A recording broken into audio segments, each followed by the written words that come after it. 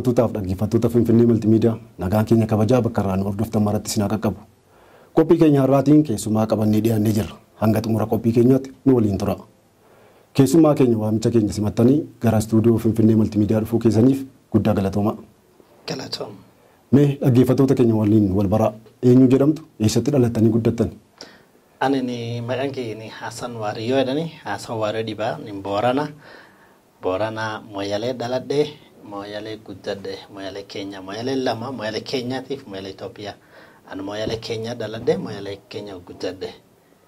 Achumatti tamaaree St. Mary Primary School tamaaree achi baay'inaan Moyalee Boys Secondary School tamaaree achi baay'inaan koos hedduullee hojjedhee University East Africa soome akkasi digirii qaba. Uummanni Oromoo kan Itoophiyaa keessa jiraatu irra jireessi isaa uummata guddaa Keeniyaa keessaa qabaachuun beekna. Fakkeenyaaf Booranni jira, Gabra, Garri kanneen kaan kan biroo ni jiru? Injira Gabra malee Booran malee Garri illee ni jirti amma gorsa tokko jirkabeeniti qubiin qabne ammoo Oromoodhaan Oromaan kun gartaanaa ribaa sun qubata. Warri taanaa ribaa suni Oromoodhaani warri kulleen afaanum keen dubbata ammoo loqotii xiqqoo gargara afaanum keen dubbata. Warri waliin jiraatu gartaanaa ribaa sun ammallee warri tokko dhibika wardeedhaan jira. Warri wardeedhaan sulleen warri obboleessu Oromaati ammoo warri afaan safara dubbata. Mee gosa meeqatu Keeniyaa keessa jiraata lakkoofsaan meeqa ta'u? Keeniyaa keessa gosa afaan Oromoo dubbattu moo gosti cufti Keeniyaa keessa gosti karibu 42 keessa jirti. Gosti Oromoo Keeniyaa jiru? Eka Oromoo Keeniyaa keessa jiru hedduudha. Garuu toriif bakka dhoofsuni Boorana,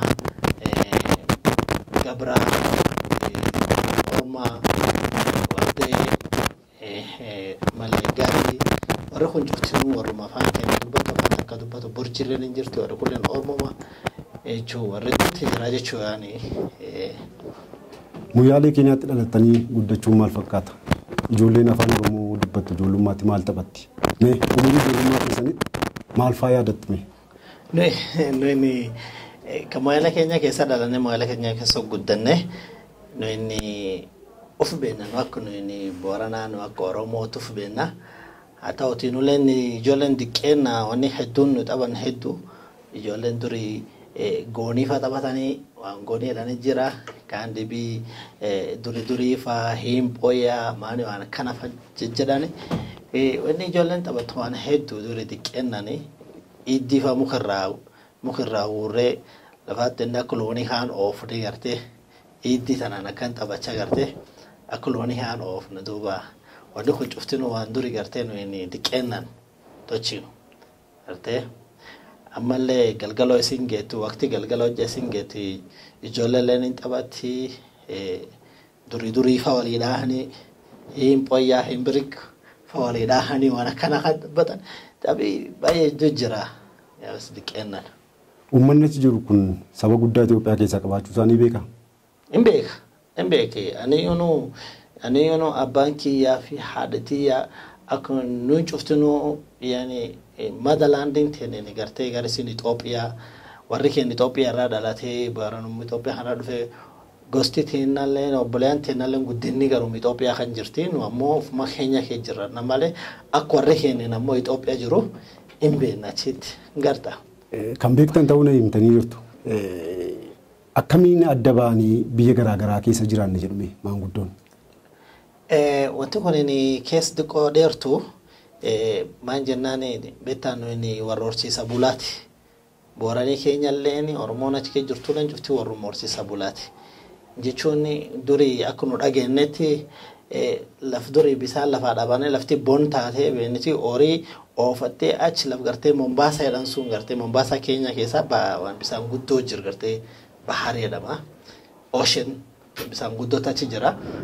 Amma warri horsiisa bulaa kan mar lafaa dhabanii bisaan lafaa dhabanii naannoo kanam gar Mombaasaa sun achi akkan oofanii bisaan guddootu achi jira. Bisaan kaan loon geessanii loon kaan achi bisaan kaan dhusiisanii.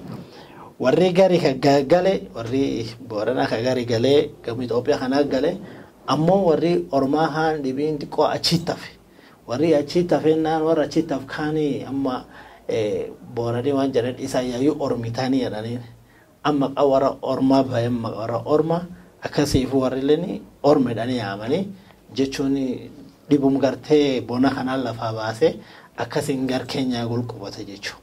Haa ta'uti warri illee ammoo akka lafti warra Itoophiyaa hin beekanii ammoo aasaa warra keessa hojjaa aasaanii loqood warraatiif aasaa warra tokkollee namni guddaan dhaga'u.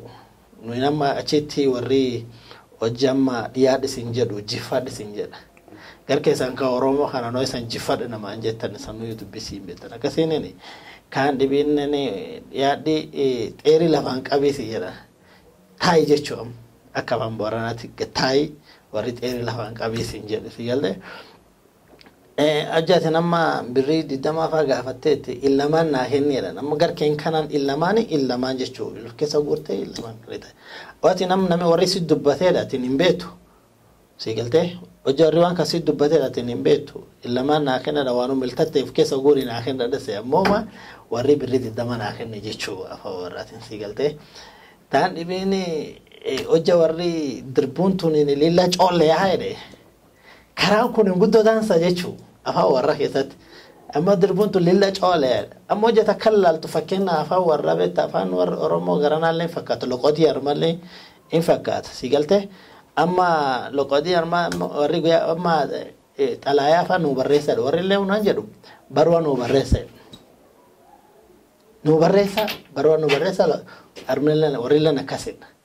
Duuba warri kun hojjeta kan laaltu aadaa warraatii fi wanni warra cuftinuu takka akkuma kaan loon tiffataa akkuma kaan waan cufaamina buuyyoo galanii jechuun warri orma duuba tanaaf maa warri waan barbaadanii fi bisaan barbaadaniif achi galan malee orma jechuun warri.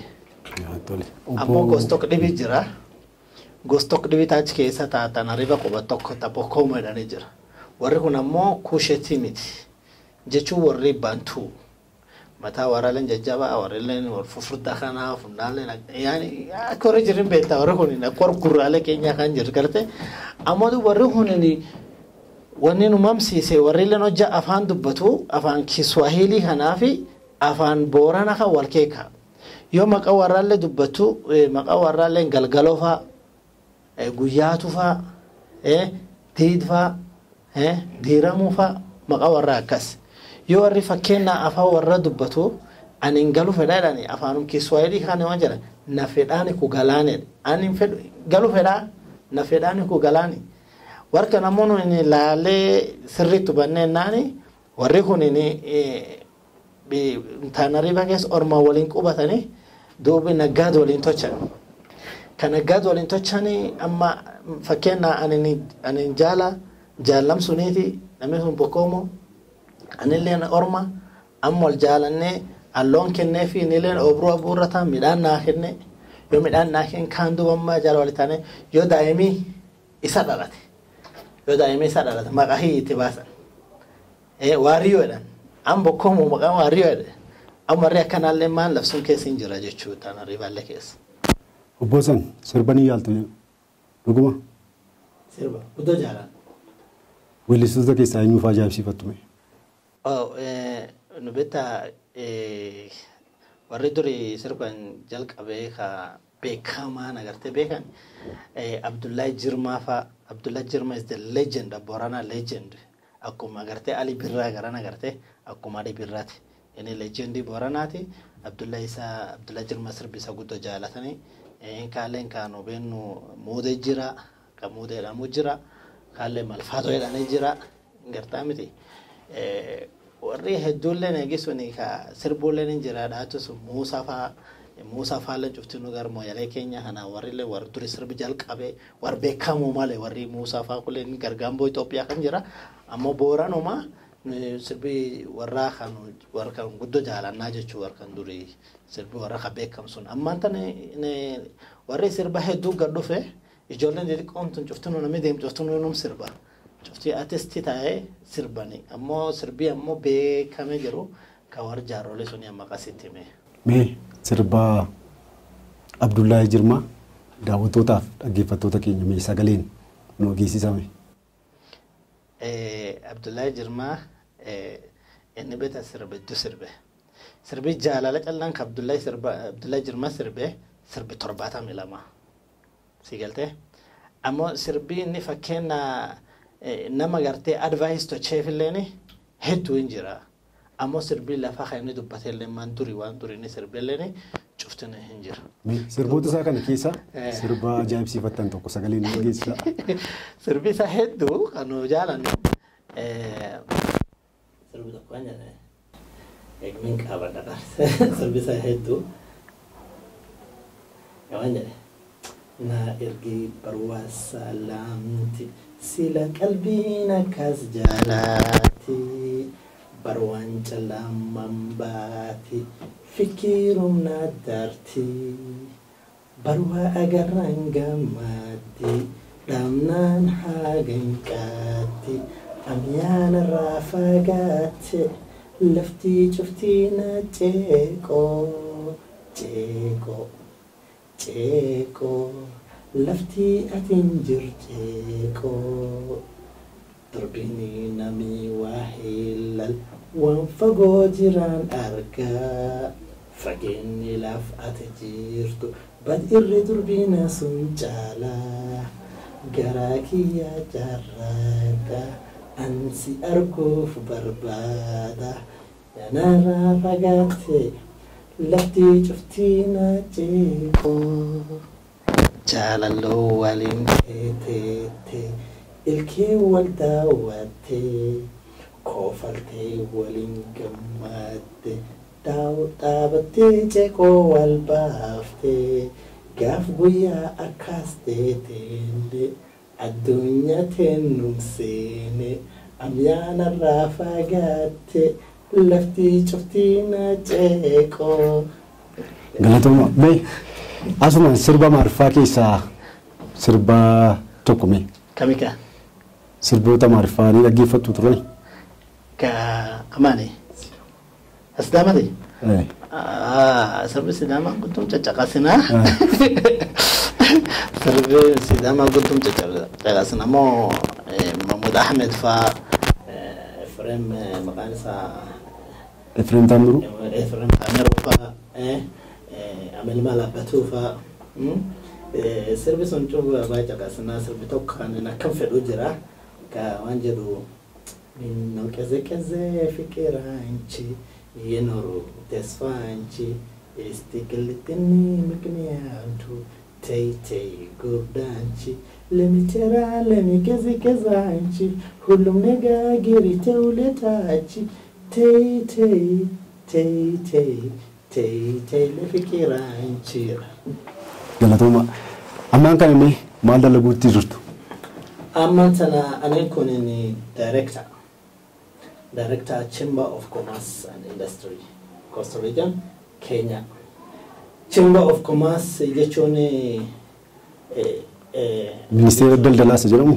Isi Ministeera Trade jirti ammoo private sector yaani warra gartee warra naggaada kana warra naggaada fakkaatan cufa gartee warri warra dandahee dubbatee waan kana miidhamu warraatii fi hojja gartee governmentiin warkan dabsite abboo warka iyya dabsitan illee warkanaa dubbatu Chamber of Commerce jechuun hojja garkenna tax if the tax is very high gartee waan kun tax kun very high warkana iyya dabsitanii tax kan gabuusaa fi jennee warkana nuti governmentiin negotiation tochine akkasii warraan dubbanneen akkasiin warri naggaada qaqqaaramuu danda'a jechuudha.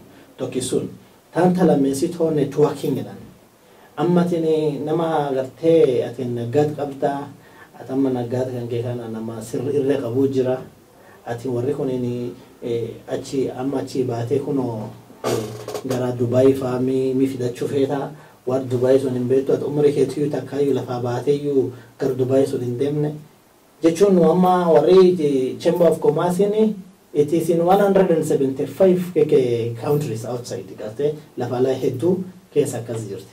Duuba nuyi nama tan networking warkan amma warkeen lafkee jirkan fuunee warsanii wal qunnamsiifne akkasiin san naggaad waliin jedhaa jennaan taan sun tatalameessitoo taan sadeessitoo intercounty network jedha nama tana jechuun atini amma bakka Addis Ababa kanaatti waan aadaa wayaa qabdaa gurgurachuu feeta amma waan baastee warra yaballo jiru jira warra kanallee gurguruu feeta jechuun warra kanallee wal qumsaasuu hojii tanteeti jechuun warra of komaasi akkasi hojii akkasi dalaga akkasi nu harka qabna gara Kenya sunitti hojiin sun hojjennu hojii of komaasi ka warra naggaada cufa walitti gafidanii networking tochaniif haa ta'uti garkeen sunitti amma gaafa nana waan covid corona kan gadhufe beesharan biyya guddum miidhamtee guddum ammaatti namni tokko leen ka gargaaru hin jiru amma nuyi amma Chamber of Commerce war garte Mastercard Foundation Fund dubbanne COVID-19 Resilience Fund Program dhaan waan akkana hafaamaan jedhaniin duuba waan akkana hafatochan beesee gartee maallaqa warri irraa fuudhanii around 600 million irraa fuudhanii duubi warra beeshara kana akka gartee loonii kan gartee kennaniif kabeta collateral security waan qabne interest in qabne gartee akkasii kana gartee shilingi 30 afa gartee nadeefa kennanii beena beeshara keessan akkasiin indoon maan qabadha jedhanii akkasii kanammaan qarqaaran sun xalaamiti amma giyaa corona gadhufe sirkaalii durii gade waan gartee mask jedhan kan maqaa ukamama etamu manje tangal sakaraati waan suni mask kana sirkaalii lafala raga fide biyya kenna benite ammoo hanifeetu warri waan jedhu mootummaa Kenya waan jette waan kana laafuudhina midhaasa armaati ka midhaasitanillee warra gartee warkeen gartee ka gaada kana kabeta arkawa hojjechuu beeka kana warkana kenna jedhanii maski karibu miliyooni 7 maski miliyooni 7 warra naggaadati kennanii warri naggaada hawanii kan hojjate contract way kennaniifi hojjetanii warra akkasii maallaqa kennaniifi akkasii warcufa gargaaru jiran jechuudha. Waa'ee hojii keessaniif gara Itoophiyaa dhuftan immoo biyyuma daawwachuuf. Beta organization tokko jira Health Relief International jedhanii nani gar Kenya kana Health Relief International jenne maane suni jira organization kana branch city garte branch city arma finfinne jira Health Relief Ethiopia ka jedhamu jira Health Relief Ethiopia jechuun waan fayyaa irratti hojjetamanii waan project garte community gargaaranii waan akkana kana jira warkana tonana project argatee project kan laf Boorana keessatti eebbifachuu dhufanii project kana chitti bifatanii nulle nu dhiyaadha jedhanii nu yaamanii akkasii nulle project kan dhufne maan eebbifne akkasiin gallu projectiin kan yaaballo Boorana zone achi jechuun inni achitti eebbifamee irraa baay'inaanii ani agdaladhee takka Addis Ababa hin dhufne ammoo alleenarraa Addis Ababa arguu fedha deemaan akkasiin galluufi. Miseensa paarlaamaa Keenyaa ta'uuf Moyyaalee bakka buutanii dorgomuutti jirtu. Haalli sochii keessanii maal fakkaata? Hagam socho'aatti jirtu? Wadiin beektaa amma ganni amma tanu keessa jiru kunini ganna elekshinii yaa'u jirra amma mircaa garbaadha sun itti jira amiti yaa'u jirra. Nama hedduutti maan waan kan gartee ka members of the parliament kan fedha. Yeti haa ta'uti nuyi ganna 30 ka dabre namni cuutinu warri parliamentii kun cuuftee hojjennu laale gara Moyyaalee kanaatti fulum tokko gadhufa. Takkuma namni magaalaa Moyyaalee keessa maan bahee eegi gaafa maamee galgaloo namni tokko illee gadhufee waan kana hin ejjan. Eegi suni amma namni achi keessa bahee hejjatu tokkonaa. Anillee namni ammallee ni barcuma haan fedha. Wanni an barcuma haan fedhuuf biyyaa hojjechuu fedha.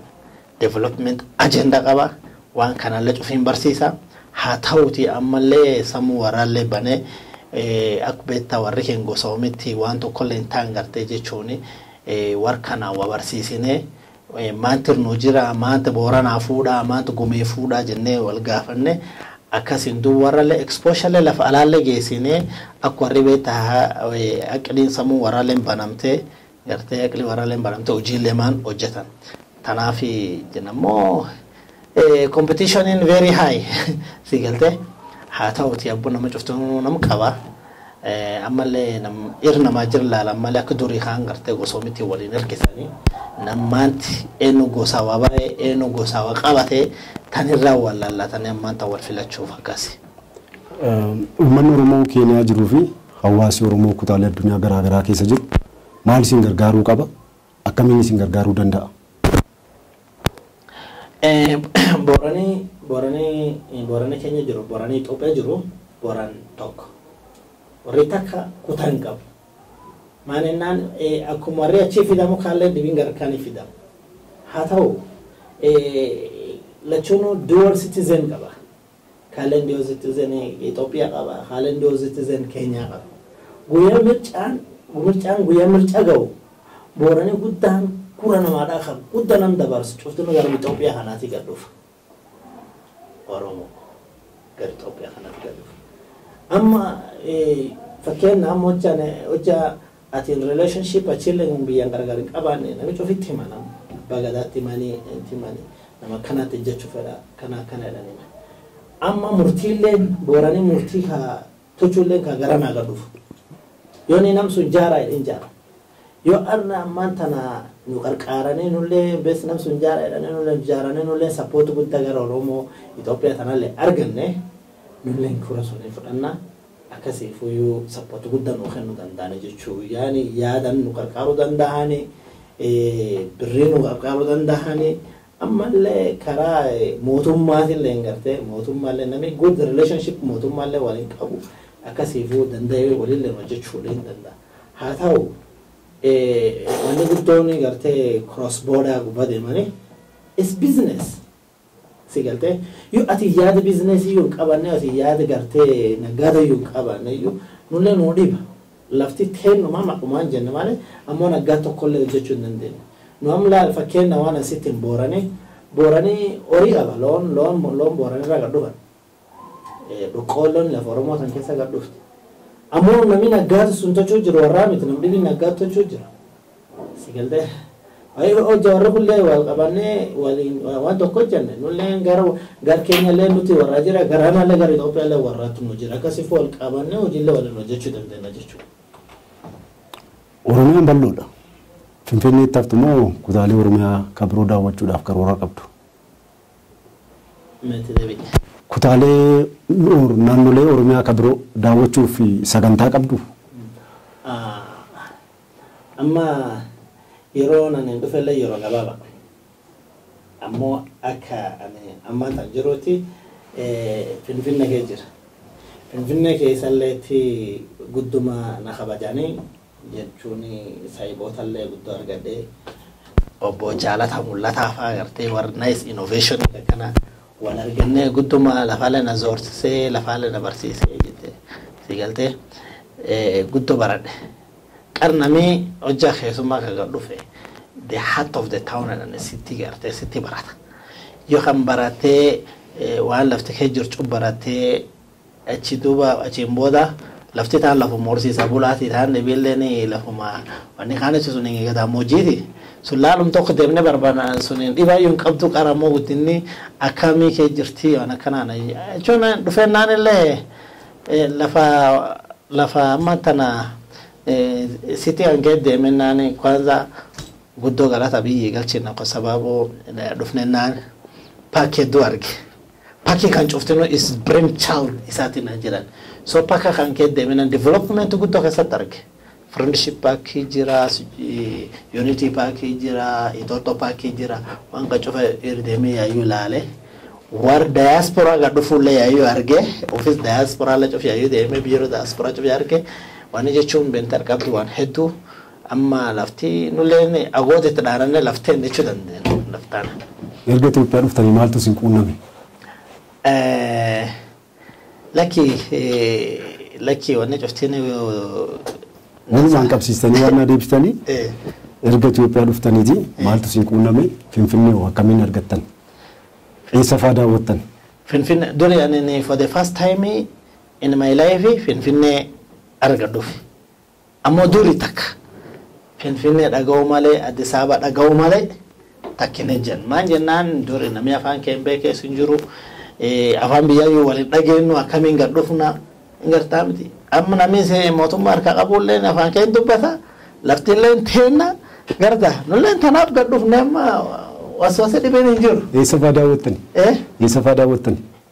Lafa kanu daawwan ani neegii mooyaalee gad dhufe makiinaan gad dhufe makiinaan gad dhufe yaaballo boorana dhufe arba miici dhaqee airport arba miici ilaalee achi gad deebi'ee karaa sunii bakka lafa wallaggaa kee deemee yuunivarsiitii booranaallee argee yuunivarsiitii wallaggaallee argee yuunivarsiitii sun cufaa argee erga deebi'ee gad dhufee bakka arma gad dhufnee adama deemuu fi laftan cufu irbaan ilaalle lafa hedduu daawwannachuu yaa. Obbo Hasan gaaffii koo xumureera. Wanta hafee yoo jiraate akkasumas dhaamsa yoo qabaattan itti daatii yaa goolabnu. Thank you. Galatooma sanin jala waan nuyennu waan harkaa qabdan jabeeffanna. Akkas sanina galatooma horaa bula deebana. Egaan daawwattootaaf dhaggeeffattoota keenya turtii waliin taasifnee maqaa daawwattootaaf dhaggeeffattoota keenyaatiin isin galateeffanna. Horaa bulaa deebanaa jenna.